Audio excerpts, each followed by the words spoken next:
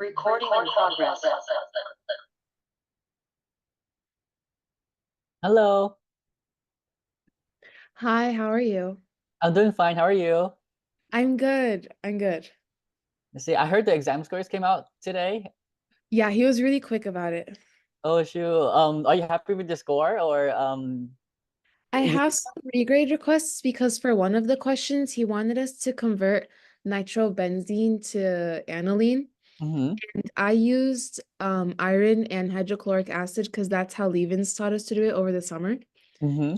And that's not one of the answer choices that he accepted, so I didn't get any points for that problem. So I requested a regrade because that technically is like a correct way to do it. So Yeah, that yeah. is a technical correct way to do it. That's one of the reducing reagents that you could use to reduce the nitrobenzene to aniline. Yeah, so that's good. Yeah, Mhm. so it was like just things like that that I missed on my exam, but other than that, Uh-huh. it was okay. The average was surprisingly low. So Yeah, 59%, right? yeah, 59%. It was crazy work. Oh my God. That's Yeah. crazy. Uh-huh. So, Yeah. did you want to go over like your exam or what did you want to go over to begin with? Do you think we could go over chapter 22? Yeah, chapter 22 stuff. Yeah. Let me pull up the Fairhat's notes so then I could Thank you so see much. what he goes over on that. Let's see.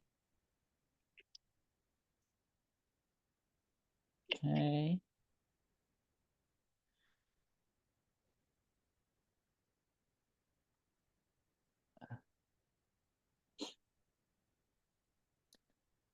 Hmm,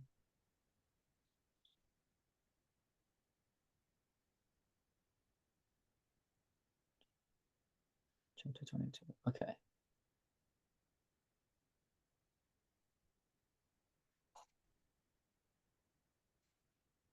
Yeah, let's see.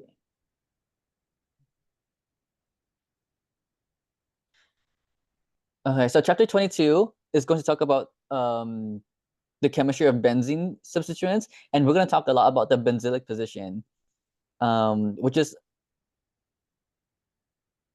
the carbon directly attached to the benzene ring. So this carbon here is considered the benzylic carbon, right? Because it's a carbon directly attached to the benzene right here, right? And at that position, the intermediates like radicals, carbocations, and carbanions are very stable.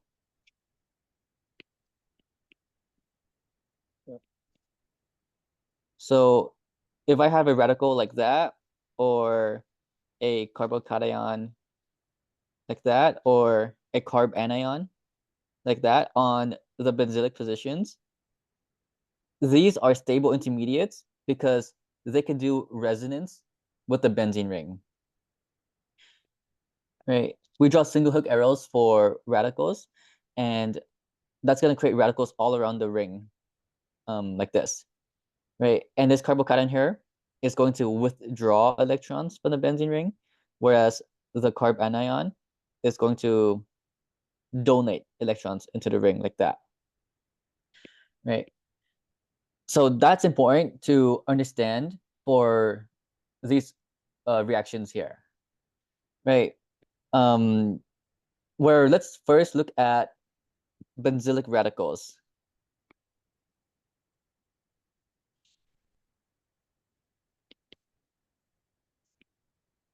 If you have a benzene ring, just like an empty benzene ring, no substituents on it, and you try to halogenate it by using a 118A reaction, free radical halogenation with just Br2 and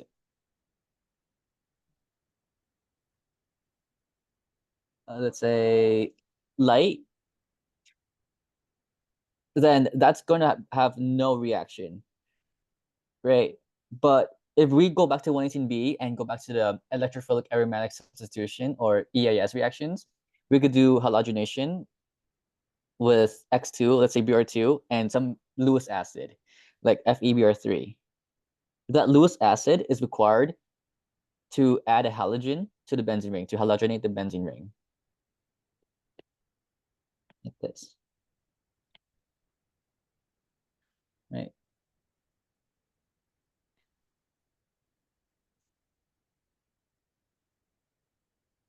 Now,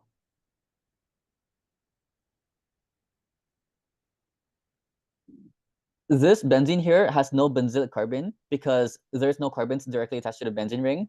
But let's say that we have another benzene ring that does have a benzylic carbon, which is this carbon right here.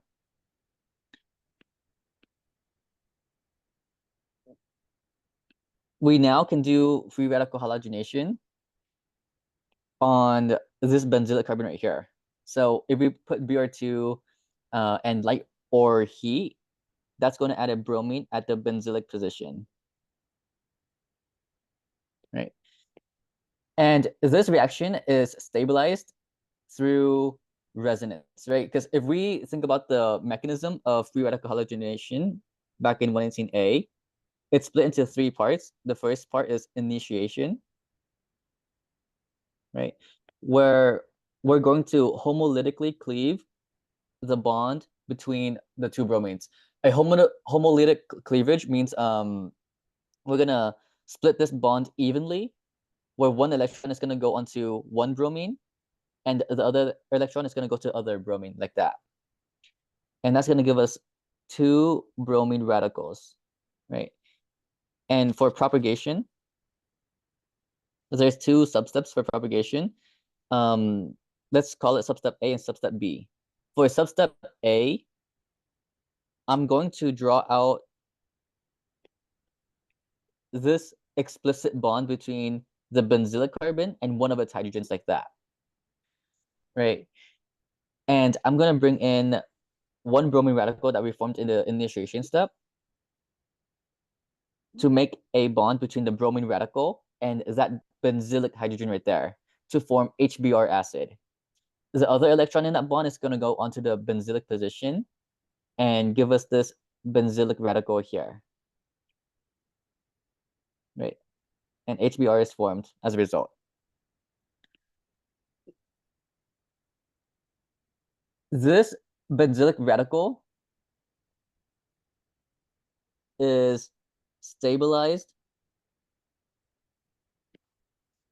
by resonance, right? And if the intermediate is more stable, so let's say the increase in intermediate stability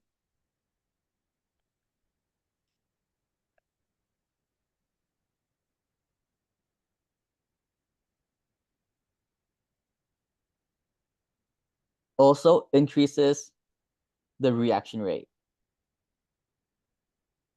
right? So this free radical halogenation happens easily, happens more quickly than usual, because we're halogenating the benzylic carbon, which the intermediate is stabilized by resonance, because it can do resonance with the benzene ring like that, right? And now substep B of propagation is like just to finish out the mechanism. We're going to bring in that radical that we just formed, another Br2, and make a bond between that benzylic carbon and bromine from these arrows, like right here, right? And that's going to add a bromine to the benzylic carbon and form another bromine radical. The reason why I did not use another bromine radical to make a bond with that benzylic radical is because that would be considered a termination step, right? Because if we bring in two radicals together and combine them into a neutral molecule, we just terminated the radical chain. We created no new radicals, right? Initiation is going to have 0 radicals to start with, and we're going to end up with 2 radicals, right? We're initiating the radical chain.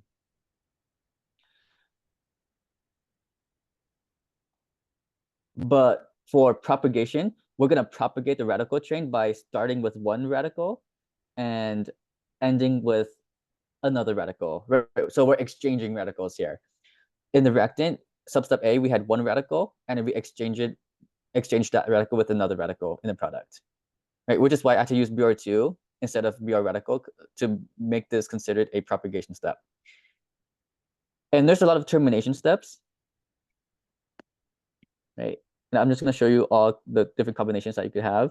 You could have two bromine radicals come together. You could have a benzylic radical come together with a bromine radical, or you could have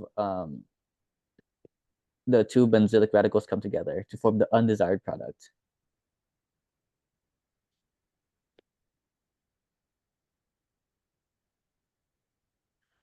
That.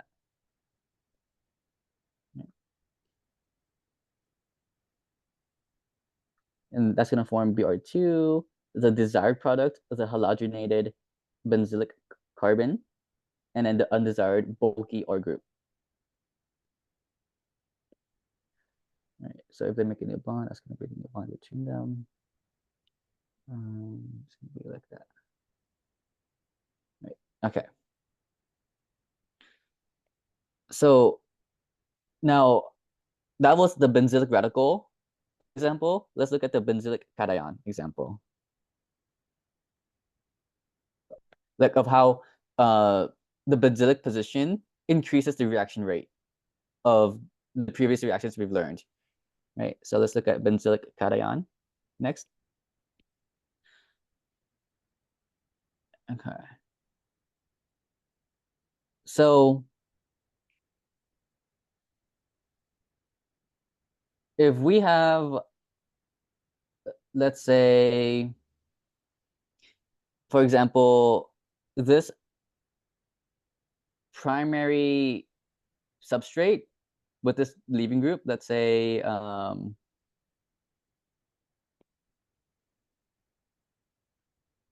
like this bulky group right here.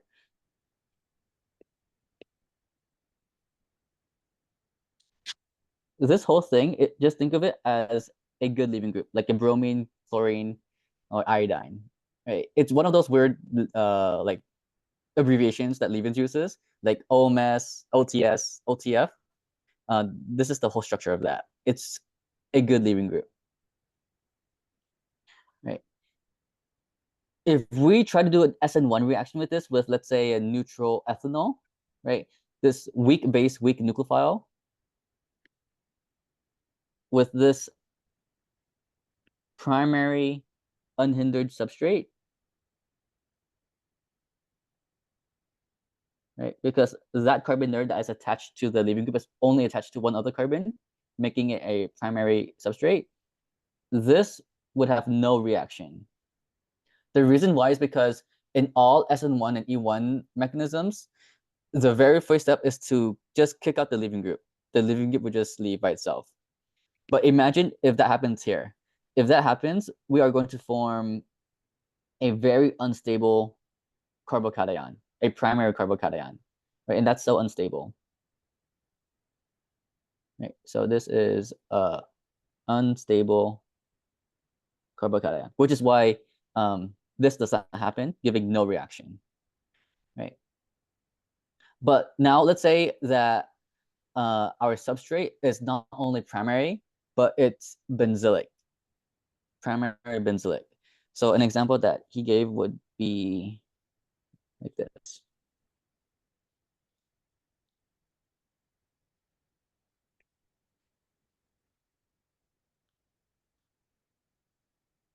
So we still have that same good leaving group. Just think of it as like a bromine or chlorine.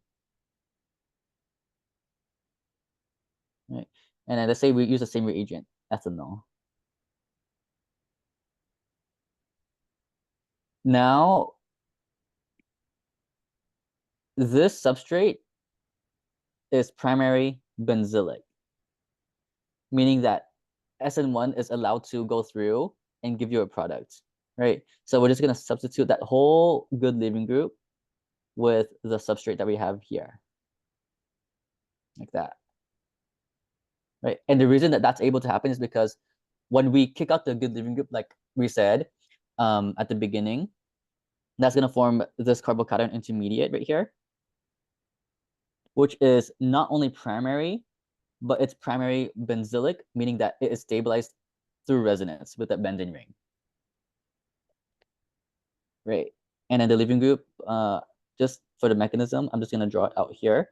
This is considered a good leaving group because when it leaves with a stable negative charge, right? It could stabilize this negative charge by doing resonance with two pi systems there, right? Which is why this is considered a good leaving group. This is a weak base, right? Leaving groups leaves as a weak base because they leave as a stable species, right? It's stable. And since it's stable, it's not angry. It doesn't want to like go back to what it was. It's able to leave and be happy and not react again, right? Now, once we have that carbocation intermediate, the weak nucleophile then just attacks the carbocation and it goes through with the SN1 mechanism, right? H3CO, boom, oxygen, boom, hydrogen, positive. The last step here is just to deprotonate the um, positive charged oxygen. And then what we could do is we could use ethanol to do that, right? The reason why I'm not using this leaving group is because this is extremely stable through resonance, making it a weak base, less reactive, right? And we have a million times more ethanol in the solution than this one group that just left from that one molecule, right? So this one ethanol here is just gonna overpower that as a base. So I'm gonna use another ethanol to deprotonate and neutralize the positive charge oxygen to give me the final product there. Right, so just SN1, substitute the nucleophile with the good leaving group. Okay. Yeah, reason stable. Um, and then he also explained why this positive charge is stable through resonance. He drew out all the resonance structures, positive charge there, positive charge there, positive charge there. This delocalization of charges makes that intermediate more stable. And if the intermediate is more stable, the reaction rate increases, right? Which allows for this SN1 reaction to go through on a primary carbon, primary benzylic carbon, right? In the previous example that I showed you, this SN1 reaction is not able to go through because this primary carbon is not benzylic or allylic. So that's why there's no reaction there. This is an unstable intermediate. It's not going to get formed in the first place. So it's not going to allow the reaction to go through in the mechanism. Yep. Okay. So that was the SN1 example. Let me show you the SN2 example. If we have a benzylic carbon that is a substrate attached to a good leaving group like bromine, and we have like NaCN, DMSO, the CN minus nucleophile is going to attack that electrophilic carbon, kick out the leaving group, and perform the SN2 reaction. Right. Substitute the bromine with the nitrile. This reaction rate is faster than, let's say, this example here, where that substrate is not attached to a benzene ring, so it's not benzylic. If we do NaCN, DMSO, we still substitute the bromine with the nitrile, CN, but the reaction rate of the first one, right? Let's say this is reaction 1, reaction 2. Reaction 1 reaction rate is faster than reaction 2 reaction rate, right? Because it will have a more stable intermediate. When the CN goes on the backside, that positive charge is more stabilized by the benzylic position, right? By the benzene nearby, right? And then to be specific, it is 100 times more reactive, right? 100 times faster than the non-benzene original, like primary haloalkane. Yeah.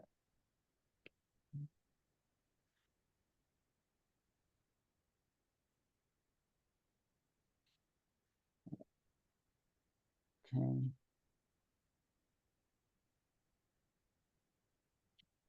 Yeah. So the other thing is going to be benzylic anions. So we talked about benzylic radicals, benzylic cations. Now let's move on to benzylic anions.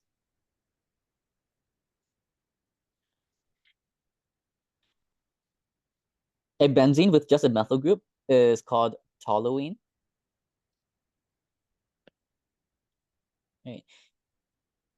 And the pKa of this hydrogen attached to the benzylic carbon is going to be around 41, right? But let's just say I have a methyl cyclohexane like this, and I look at the pKa of this hydrogen here. Wait, that is not benzylic because this is not a benzene ring. This is a cyclohexane ring. The pKa of a regular sp3 carbon hydrogen that is not benzylic or allylic is going to be around 50, right? So the benzylic hydrogens are relatively more acidic than a normal sp3 carbon hydrogen, right? The reason why is because when we deprotonate it with, let's say, using a strong base like N-butyllithium, N-butyl,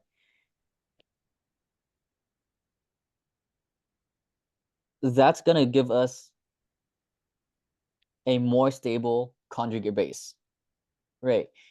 Let's say we use some kind of very strong base. Let's see, does N-butyl even deprotonate that? Let's see. No. Yeah, we need to use it like a very strong base. Let's say very strong base because this does not want to get deprotonated at all. Very strong base, right? And let's say to rip off that sp3 carbon hydrogen to create that conjugate base right there. We see that the conjugate base of the toluene is more stable than the conjugate base of the methyl cyclohexane, right? Because the benzylic anion here can do resonance with the benzene, whereas this negative charge here cannot do resonance at all. There is an sp3 roadblock right here. sp3 roadblock, right? So this goes back to like Gen Chem or Chem 118. The more stable the conjugate base, the more acidic the acid is, right? The more stable the conjugate base means that it's a weaker conjugate base, right? Strong acids make weak conjugate base. That's because strong acids, right? Strong acids lead to a stable conjugate base, which is the same thing as saying a weak conjugate base. The reason why that is because this relatively more stable conjugate base here is happy. It's less reactive, weak conjugate base, so it does not want to grab its hydrogen back. It's more willing to stay in this form, making this a strong acid, right? Because it's more willing to get deprotonated and go to this form right here. Whereas if we look at this less stable conjugate base right here, that is less stable, right? More reactive, making it a stronger conjugate base. It's very angry. It wants to grab its hydrogen back because it's very unstable right now. So when it grabs its hydrogen back, it's going to go back to its original form, making this a weak acid because this is not willing to get deprotonated as much, right? It doesn't want to get to its unstable angry form, right? So that's benzylic anion, talking about why the benzylic position is relatively more acidic than an sp3 carbon hydrogen, right? It's not as acidic as carboxylic acid or like any other strong acid, but it's relatively more acidic than the normal sp3 carbon hydrogen because of the resonance, right? Okay. So in summary, benzylic radicals, cations, and anions are stabilized by resonance with the benzene ring. This effect allows for relatively easy radical halogenations, SN1 and SN2 reactions, and benzylic anion formation. So basically what we did just now. Okay. Yep. Uh-huh. So that's an introduction of the benzylic substituent chapter. I could go continue it after I answer some cumulative questions. Did that make sense so far though? Uh-huh. Yes, that made a lot of questions. That Uh-huh. made a lot of sense. Sorry, not a lot of questions. Yeah, that's good. That's good. I'm glad. I'm glad. Thank you Uh-huh. so much. No problem. Hey, Camilla. Hi. Uh-huh. Um, Um, mhm. yeah, I just had some questions like on the lab. I was Oh wondering yeah. if you could help me with that. Yeah, on the lab. Let me see if I have my lab stuff and hopefully Yeah. we use the same questions. If not, I might have to like figure it out with you. Yeah, it's like predict the product, and yeah. Uh-huh. I Yeah, was you can wondering share your if you could screen. explain to me how you do Hmm. it. Yeah. I'll Let stop me sharing your screen and do a you can start I'll start photo. sharing your screen. And I could annotate on it. Oh, on it. Oh, okay. Hmm. And then Um, you'll see my annotations on your screen as well. okay. Yeah. Uh-huh. Which lab is this? Uh, uh, it's coenzyme synthesis. Coenzyme synthesis of benzyl synthesis, benzocaine, benzylic acid, dilantin, synthesis, carbohydrates, coenzyme, methyl orange. Okay, I don't think I had this lab. 1, 2, 3, 4. Carbohydrates, coenzyme. Oh, I see. Coenzyme. Experiment 5. Okay. Let me see if I also had those set of problems.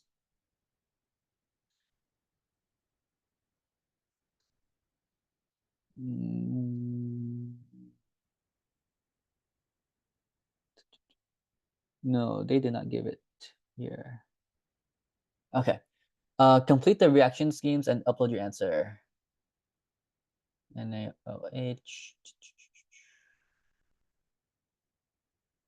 NaOH, NaOH. Okay. 118B aldol condensation. Enolate plus carbonyl. Um, some of these might be no reaction, but let me see the mechanism real quick. Because I think you need at least 2 alpha hydrogens for aldol condensation to occur, but let me make sure that's the case. Yeah. Okay, no. Yeah, you need at least 2 alpha hydrogens to make the enone go all the way to aldol dehydration. If you only have 1 alpha hydrogen, then you stop at the aldol product. The beta hydroxy carbonyl aldol product. Okay, so this is a 118B reaction where they are testing on aldol condensation, right? The nucleophile for aldol condensation is going to be an enolate ion, right? Specifically the alpha carbon of the enolate ion. The electrophile is going to be a carbonyl carbon of most likely an aldehyde, right? It can be a ketone if intramolecular, but in this case, we're not going to have an intramolecular reaction, so it's going to be an aldehyde in these examples. If intramolecular, and then the product, if you react the nucleophile and electrophile together, is going to be an aldol product, or an enone if you have at least 2 alpha hydrogens and heat, right? High heat. But I think for this lab, we're going to assume that you did it in high heat. I I'm gonna show you the mechanism for the first one, screenshot it, and then show you the mechanisms for the other ones. Right? I'm gonna do it in blue. So we have this aldehyde structure. But actually, no, that's camouflaging with the blue in the background. Let me change it to pink. Okay, let's say we have this structure, right? H aldehyde. And we have a strong base present in the environment, NaOH, hydroxide ion.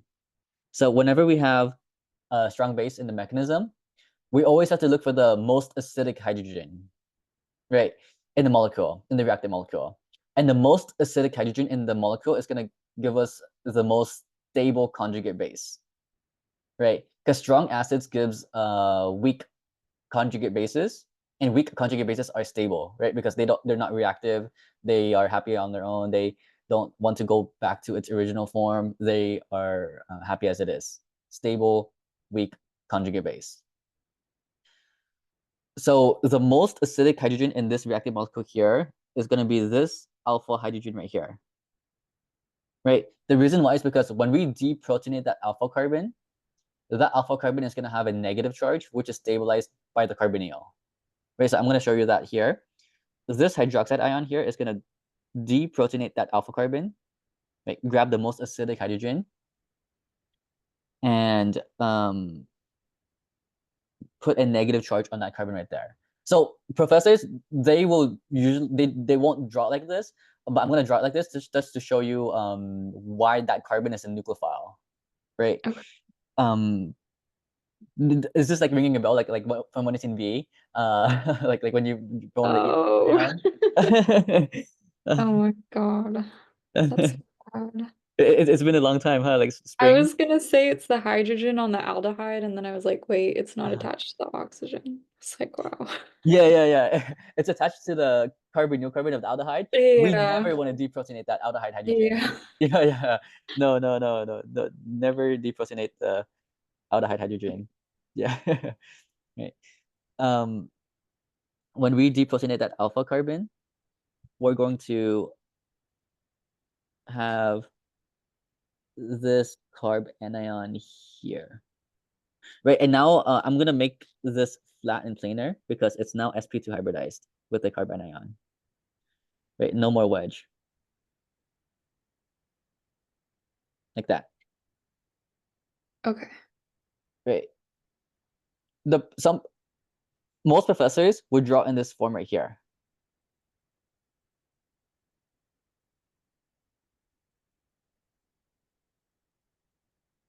Right.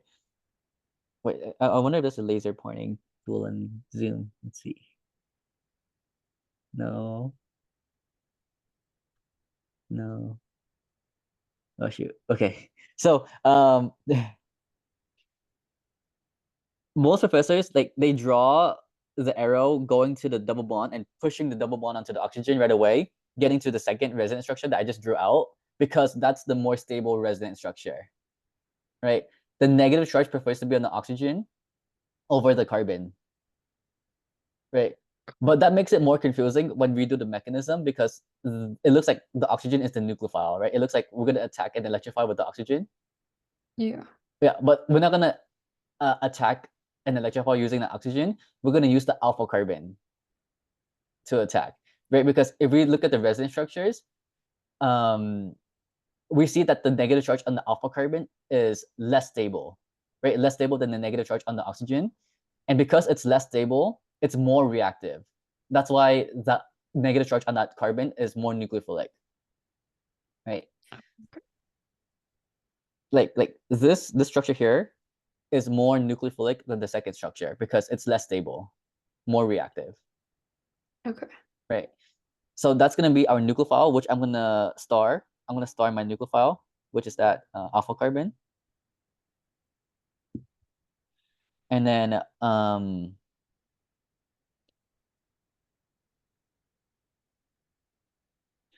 wait, what's the difference between this and this? What's thiamine?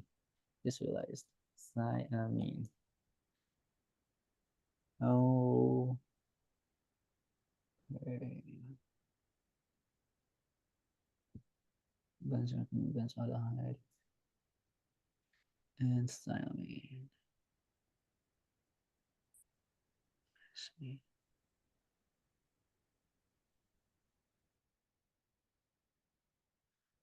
Okay.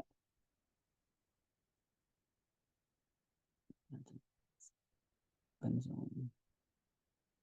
I see. Yeah, the thiamine might make things weird.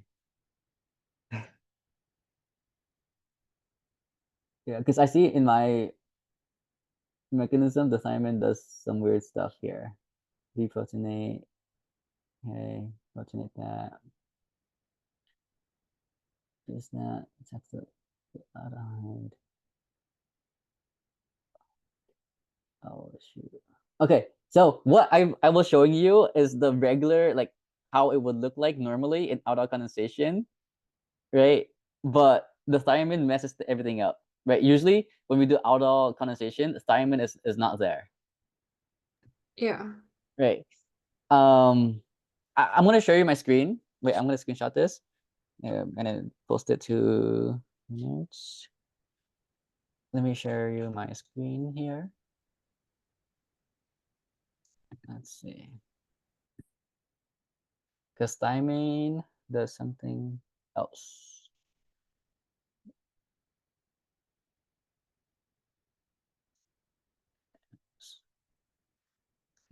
Yeah, I didn't have the predicted product, but I did have the mechanism of strong thiamine down, which makes this different than aldol condensation. 118C, this one, experiment 5, coenzyme benzoin. Okay, right here. And then I'll show you how to predict the product using those aldehydes that you have. The quick way, so you don't have to draw out the whole mechanism. And this won't be on the lecture exam. This is more of a lab thing because every Oh professor has yeah. the same thing. It's Yeah. just Right. Can you see my screen? yes. Okay. Yeah. So in this experiment, you started with benzaldehyde, this reactant molecule here. You reacted with base thiamine, ethanol solvent, and water to create benzoin. Right. And then that is gonna be like an alpha hydroxycarbonyl, right? Meaning that this is the carbonyl carbon, this is the alpha carbon, because it's one carbon away from the carbonyl carbon. And at the alpha carbon, we have a hydroxy group, hydroxyl group. So that's why it's an alpha hydroxycarbonyl. And then I'm gonna say that this alpha hydroxy group with the R group is gonna be the variable group, right? Depending on what aldehyde you have. So, oh, actually, this is a 118C reaction. I just remember now. Yeah, you haven't learned about this in lecture yet, but this is a 118C reaction. Thiamine is gonna come back. This is one of the new reactions you're gonna learn in 118C. Right, where this part right here that I'm going around is the aldehyde part, right? This alcohol came from that carbonyl of the aldehyde right there, right? And then the R group of the aldehyde is that R group right there. This carbonyl with the R group, the benzene, comes from the thiamine. But let me double check that with the mechanism here. Let's see. So base deprotonates the thiamine. Thiamine attacks the aldehyde we have, and this aldehyde here is going to be different for each of the reactions you have, right? You have a different kind of aldehyde. That attaches that onto there, and I'm gonna say this is the hydroxy group, alpha hydroxy group. But let's follow it to make sure. Yeah, deprotonate that, make that enol. Resonance, go back down, do that. Okay. Oh, okay, okay, no, no, no, no. Something else is going on here. So this is gonna do that. Yeah, yeah. Okay, this is the whole mechanism. Yeah. Symmetrical alpha hydroxy carbonyl. Okay, I see what's going on now. Okay, so let me get my 180C notebook and then get this reaction now because I know where exactly this reaction is on my notebook. This reaction with thiamine forms a symmetrical alpha hydroxy carbonyl. I think this is chapter 23. But you're Oh still, are yeah, you on chapter 22 right now? we're Or chapter on 23? 22. Oh, 22? Yeah, this is chapter 23. Oh my God. Thank you so much. Yeah, no problem. Yeah, this is giving a sneak peek of what you're gonna learn in next year. Here we go. Alpha hydroxy carbonyl. I mean, okay, let me show you.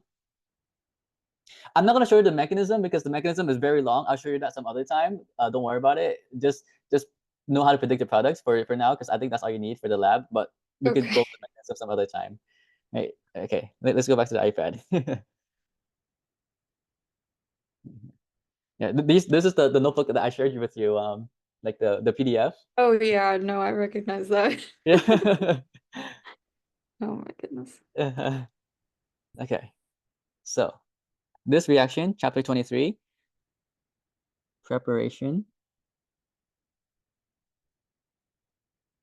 of symmetrical. There's an asymmetrical reaction, but this reaction here with thiamine is talking about symmetrical version, right? The symmetrical version. Symmetrical alpha hydroxy ketone, hydroxy ketone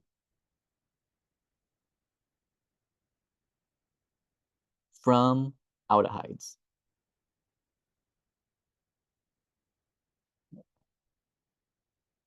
Okay. So here's the general reaction.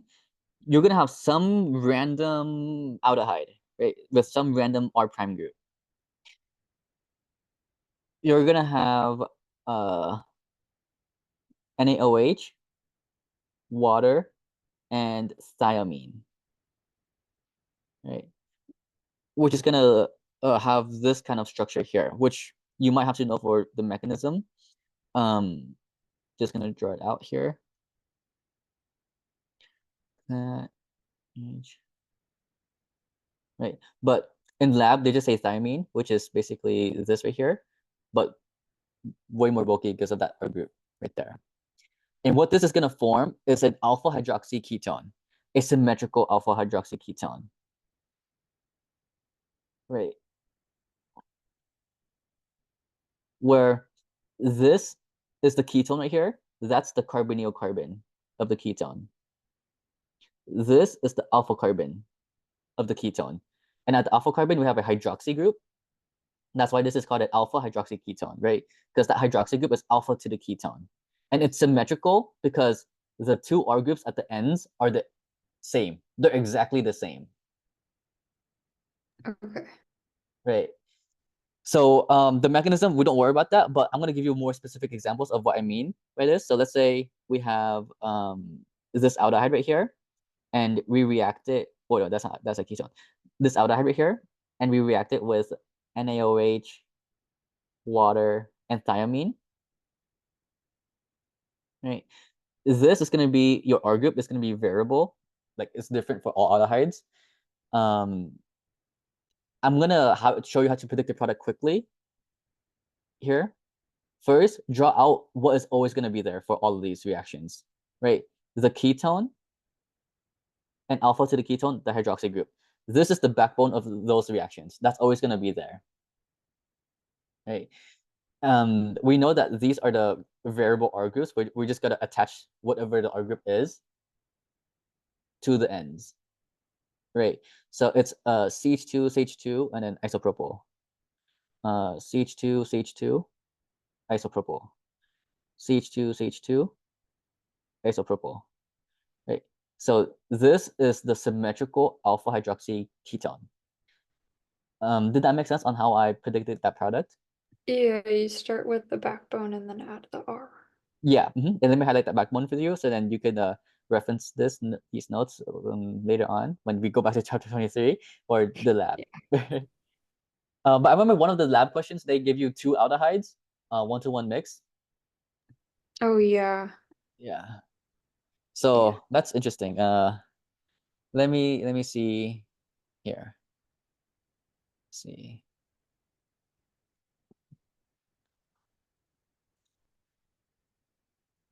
Would it be the same thing if there's no thiamine?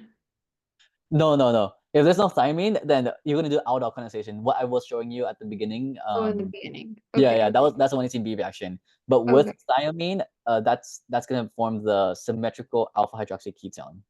Okay, got you. Uh-huh. Okay. Yeah. So thiamine is a big important part of this. Okay. Thiamine.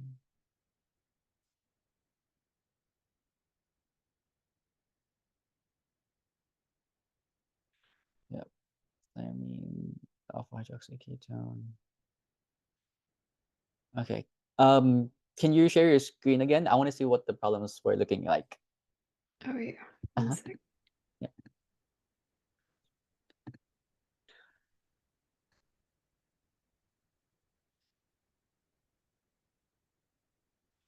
Right. So this one, backbone, the R group. Is the ring. Yep, it's the right one. And I'm going to maintain stereochemistry Oh, um, okay. Just, by doing this and putting that ring there, doing that. And then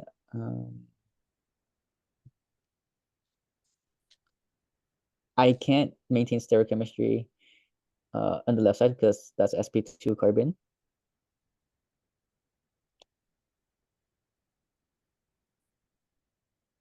Wait, actually, to be safe, I'm just going to remove that stereochemistry, like the one attached right there, because in the mechanism that might get removed.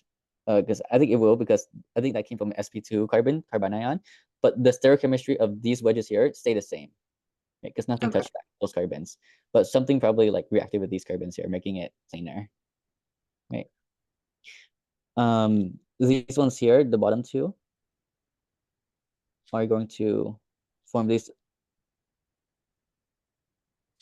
Oh shoot, no, that's way too carbons. Symmetrical alpha hydroxy ketones.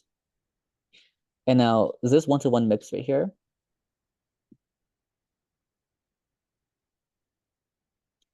because you have two aldehydes, I think they want you to make the asymmetrical version of it, right? So draw the backbone, and then one R group, use the R group of one aldehyde. 1, 2, 3, 1, 2, 3 coming out, and then the other R group, use the R group of the other aldehyde, like that, right, for the second one. Would it make two products?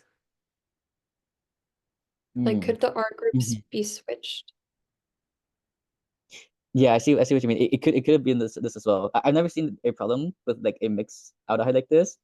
So it could have been like this, or it could have been 1, 2, 3, 1, 2, 3, like that. Like what you Would just it said, two different products. would it also ever have like an R group from one of them and an R group from the other on the same molecule? Oh, yeah, Like the one the you first drew? the first row and then the other like flipped version of that. Yeah. So it would Um, be like four products? I have no idea. I'm just asking. yeah, I 1-to-1 mix, 1-to-1 mix. Huh. I I've only seen this thymine reaction reacting with one aldehyde. I've never seen it reacting with 1-to-1 mix of different aldehydes before. Yeah. Okay, Um, I can ask tomorrow. yeah. Can you ask them out and then let me know what they say about this reaction? Yeah. Yeah, I'm kind of curious. And this is, yeah, I've never seen this before. But the last reaction here is not going to do that, right? The last reaction has no thiamine. Yeah. So it's going to do aldol condensation reaction where um just I think they're assuming heat, so just assume there's heat here. And if that's the case,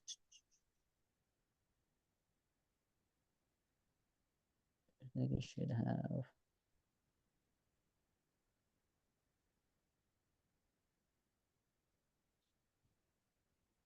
star dot.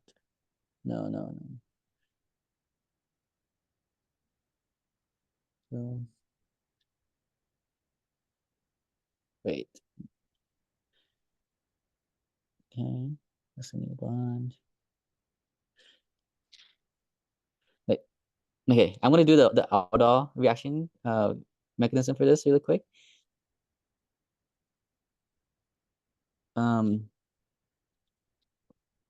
Deprotonate, generate the enolate ion. There is a way to predict the product quickly here, but there we got it. So this is the star. This is the dot. Reform carbonyl, star attack dot, push the double bond to the oxygen, make a new bond between the star and dot. Star, dot, O minus, and then CH2, boom, boom. Star is attached to this isopropyl. I see, okay. And then this will get protonated by water.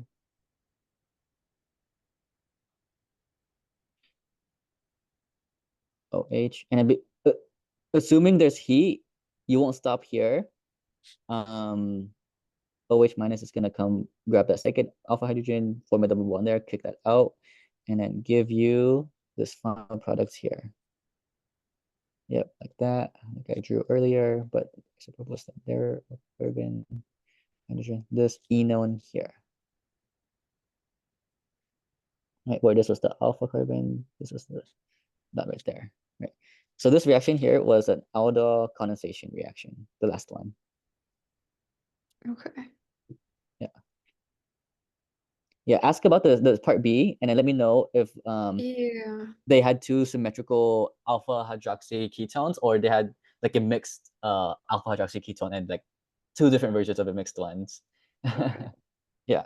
Because we haven't learned that yet, so I have no idea. Yeah. Okay. Thank you so much. Yeah, no problem. Okay.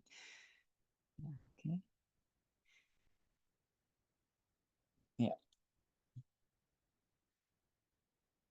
Let's see. Chapter 22. Yeah. Do you want to do like one or two more reactions with chapter 22, Rand? Yes, that would be great. Thank you so much. Yeah, no problem. Let's do oxidation and reduction of the substituted benzenes, and then end it there. Yeah. Okay, thank you so much. Yeah, uh-huh. Okay. So we talked about the property of benzylic carbon and how that increases reaction rates of SN1, SN2, the acidity of the benzylic carbon, and free radical halogenation. Now let's talk about oxidation and reduction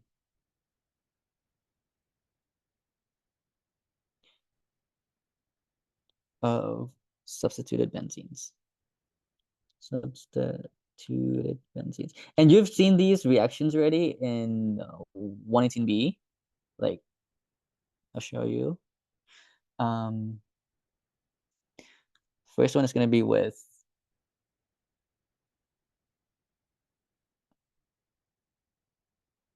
a strong oxidizing agent. And I'm going to give you guys a problem, and I want you guys to predict what the product would look like. Okay. So let's say I have this benzene with these R groups right here, and then I react it with one of these strong oxidizing agents, right? Either the first step KMNO4, NaOH, heat, second step water or Jones, right? Na2Cr2O7, H2SO4, water, right? Jones. What do you guys think the product is going to be here?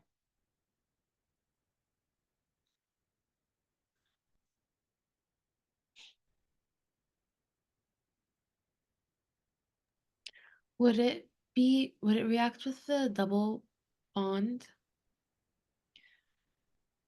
Yeah, Like, so the double bond, it will react with the double bond because that double bond does have a benzylic carbon, which is this carbon right here, and it does have at least one benzylic hydrogen.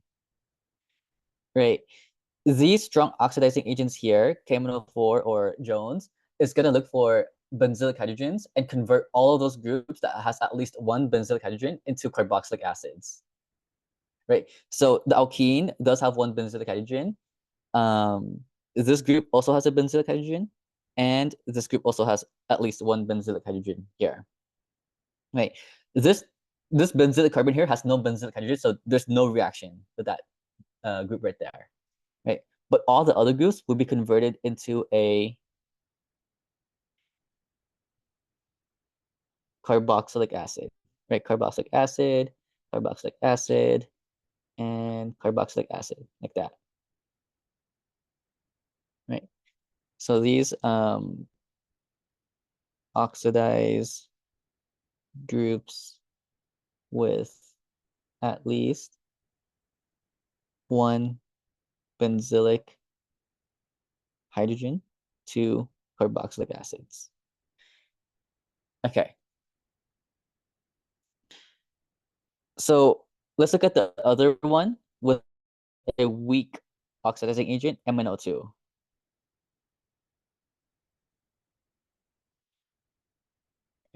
If I have this reactant structure here,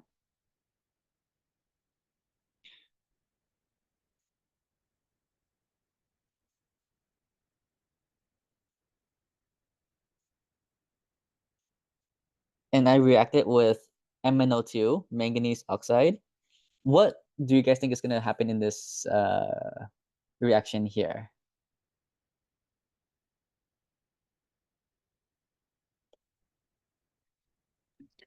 is it only going to react with the hydroxy groups that are like one bond away from a double bond? I forgot what their name is, but they're like in a allylic position from.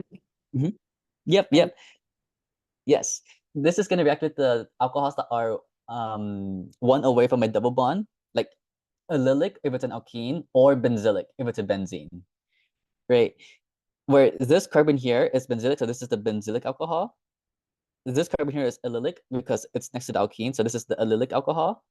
And this alcohol here will be untouched in the reaction because it's not allylic, it's not benzylic, it's not next to any double bonds at all.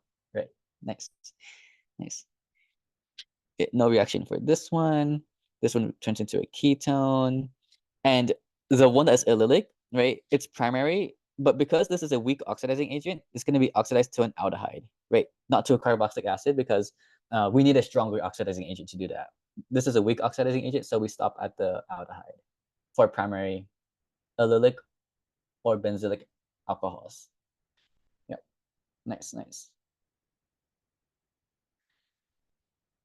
Okay, so the other two oxidation reduction reactions, like these are the oxidation reactions. The other half is going to be reduction, and that's going to be a little bit more tricky. And I'll continue that in tomorrow's avatars, like reduction of benzylic ethers and birch reduction. Right, birch reduction is new reaction, right? And also benzylic ether too. That's also a new reaction for this chapter. Yeah. thank you so much. Yeah, no Thank you. problem. Yeah, I'll see you guys tomorrow. Yes. Yeah. Yeah.